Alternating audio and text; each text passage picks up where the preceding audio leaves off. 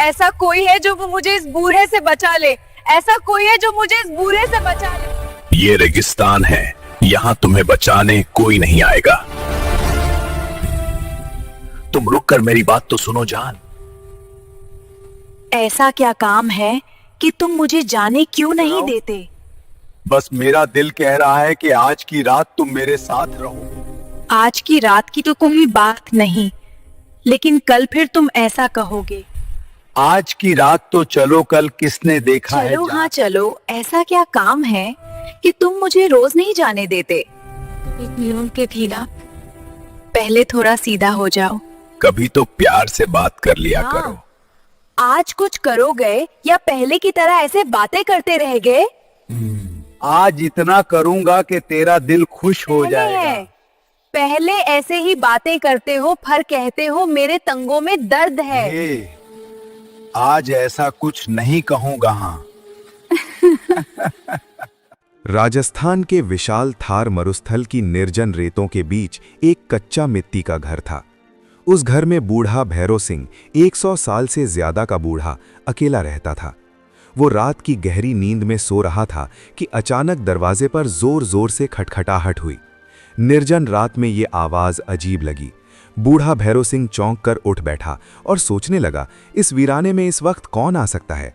यहां तो सालों साल से कोई नहीं आया। दरवाजे पर खटखटाहट जारी रही। बूढ़ा भैरव सिंह धीरे धीरे बिस्तर से उठा और दरवाजे की ओर बढ़ा। जैसे ही उसने दरवाजा खोला, बाहर का नजारा देखकर हैरान रह गया। सामने एक जवान खूबसूरत लड़की खड़ी थी, जिसका नाम अनन्या था। उसकी आंखों में थकान और बेचैनी साफ झलक रही थी। बूढ़ा भैरव सिंह ने पूछा, बेटी तुम कौन हो? इस गहरी रात में इस निर्जन जगह कर क्या कर रही हो? अनन्या ने नर्म और थकी हुई आवाज में जवाब दिया, बाबा जी, मैं जोधपुर जा रही थी, लेकिन रास्ता भटक गई। बराहे मेहरबानी मुझे सिर्फ एक रात पनाह दे दीजिए, सुबह होते ही मैं चली जाऊंगी। बूढ़ा भैरव सिंह ने उसे गहरी नजरों से देखा, जैसे दिमाग में कोई गहरी सोच चल रही हो। फिर बोला, ठीक है, अंदर आ जाओ। अनन्या अंदर आई। बूढ़ा भैरव सिंह ने घर के एक कोने में चारपाई दिखाई और कहा, यहां आराम कर लो। अनन्या चारपाई पर लेट गई और देखते ही देखते सो गई। मगर रात के आखिरी पहर उसे महसूस हुआ कि कोई उसके बिल्कुल करीब खड़ा है। उसने धीरे से आंखें खोली तो देखा कि बूढ़ा भैरव सिंह उसे अजीब सी नजरों से घूर रहा है। अनन्या घबराकर उठ बैठी और बोली, बाबा जी, क्या बात है? आप यहाँ क्या कर रहे हैं? बूढ़ा फौरन बोला, कुछ नहीं बेटी, मुझे लगा तुम्हें ठंड लग रही होगी, ये कंबल ओढ़ लो। अनन्या ने कंबल लेकर ओढ़ लिया और दोबारा लेट गई, मगर दिल में बेचैनी बढ़ गई। बूढ़े की आंखों में कोई अजीब सी चमक थी। वो रात भर हर हल्की सी आवाज पर चौंकती रही। सुबह हुई तो अनन्या ने कहा, बाबा जी, मैं अब जाती हूँ, आपका बहुत बहुत धन्यवाद। मगर बूढ़ा भैरव सिंह ने जवाब दिया, बेटी, जोधपुर यहाँ से बहुत दूर है। तुम अकेली जवान लड़की हो, इस रेगिस्तान में अकेली जाना खतरनाक है। एक रात और ठहर जाओ, मैं तुम्हारे लिए कोई ऊंट वाला काफिला का इंतजाम कर दूंगा। उसकी आवाज में अजीब सी नरमी थी, मगर अनन्या को शक हुआ। फिर भी उसने सोचा, शायद बूढ़ा सच कह रहा है। वो एक रात और रुकने पर राजी हो गई। दूसरी रात अनन्या चौकन्नी रही। वो चारपाई पर लेटी तो थी, मगर आंखें खुली रखीं।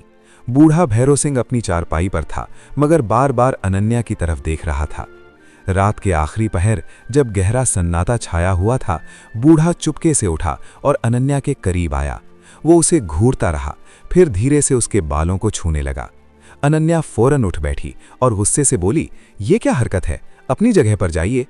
बूढ़ा घबराकर पीछे हटा और बोला, अरे बेटी, मैं तो बस तकिया ला रहा था, तुम बिना तकिए के सो रही थीं, गर्दन में दर्द हो जाता। अनन्या ने तकिया ले लिया, मगर शक और गहरा हो गया। उसे यकीन हो गया कि बूढ़े के इरादे ठीक नहीं। तीसरी सुबह अनन्या ने पक्का इरादा कर लिया कि अब यहाँ एक पल भी नहीं रुकेंगी। वो बूढ़े के पास गई और बोली, बाबा जी, मैं अब जाती हूँ। आपने कहा था कि कल तक कोई काफिला आएगा, आया? बूढ़ा भैरव सिंह ने कुछ देर उसकी आंखों में झांका, फिर बोला, काफिला नहीं आया, मगर तुम अकेली नहीं जा सकती। एक रात और रुक जाओ, कल सुबह जरूर कोई काफिला मिल जाएगा। अनन्या को गुस्सा आ गया। उसने कहा, अब मैं एक पल भी नहीं रुकना चाहती, काफिला आए या ना आए, मैं जा रही हूँ। वो घर से बाहर निकलने लगी, मगर बूढ़ा भैरव सिंह ने रास्ता रोक लिया और बोला, तुम्हें नहीं जाना चाहिए, रात होने वाली है। अनन्या ने सख्ती से कहा, रास्ता छोड़ो। बूढ़ा गहरी आवाज में बोला, जिसे तुम ढूंढ रही हो शायद वो यहीं कहीं हो। अनन्या चौंक गई। आपको कैसे पता कि मैं किसी को ढूंढ रही हूं? बूढ़ा मुस्कुराया और बोला, अगर एक आखिरी रात और रुकोगी तो मैं तुम्हें सब कुछ बता दूंगा। अनन्या के दिमाग में सवालों का तूफान उठा। ये बूढ़ा इतना कुछ कैसे जानता है? क्या ये कोई चाल है? मगर उसकी बातों में सच्चाई का रंग भी था। आखिरकार उसने फैसला किया कि एक आखिरी रात रुकती है। इस रात अनन्या पूरी तरह चौकन्नी थी। वो लेटी तो थी मगर आंखें बंद नहीं की। बूढ़ा चारपाई से उसे देखता रहा। रात के आखिरी पहर वो फिर चुपके से करीब आया और अनन्या का हाथ पकड़ने लगा। अनन्या ने फौरन हाथ छुड़ाया और गुस्से से घूरा। बूढ़ा खामोशी से वापस अपनी जगह चला गया। सुबह जब अनन्या उठी तो फौरन दरवाजे की ओर बढ़ी, मगर अचानक उसकी नज़र घर के एक कोने पर पड़ी। वहां एक जवान खूबसूरत नवजवान बैठा था। चेहरा रोशन, कपड़े साफ सुथरे। अनन्या हैरान होकर करीब गई और बोली, तुम कौन? नवजवान ने धीरे से चेहरा उठाया। अनन्या उसे देखते ही सहम गई। उसके पैरों तले जमीन खिसक गई। वो चीख पड़ी, आदित्य, तुम यहाँ? ये वही आदित्य था जिसे वो बरसों से ढूंढ रही थी, उसका पति। वो उससे लिपट गई। आंखों से आंसुओं का सैलाब बह निकला। आदित्य ने उसे सीने से लगाया और बोला, ये सपना नहीं, हकीकत है, मैं वापस आ गया हूं। अनन्या ने रोते हुए पूछा, मगर तुम यहाँ कैसे? और बूढ़ा भैरव सिंह कहाँ गए? आदित्य ने गहरी सांस ली और बोला, पहले बूढ़े को ढूंढो। अनन्या ने पूरा घर छान मारा, मगर बूढ़ा भैरव सिंह कहीं नहीं मिले। वो वापस आई और बोली, वो बिल्कुल गायब हो गए हैं। आदित्य ने कहा, अब सुनो, मैं तुम्हें सब कुछ बताता हूं। आदित्य ने कहानी सुनाना शुरू की। कई साल पहले मैं बीकानेर के बाजार जा रहा था। रास्ते में एक साधु और एक बेहद खूबसूरत लड़की से मुलाकात हुई। मैंने मजाक में लड़की से कहा कि तुम जैसी खूबसूरत लड़की ने इस बूढ़े साधु से शादी क्यों कर ली?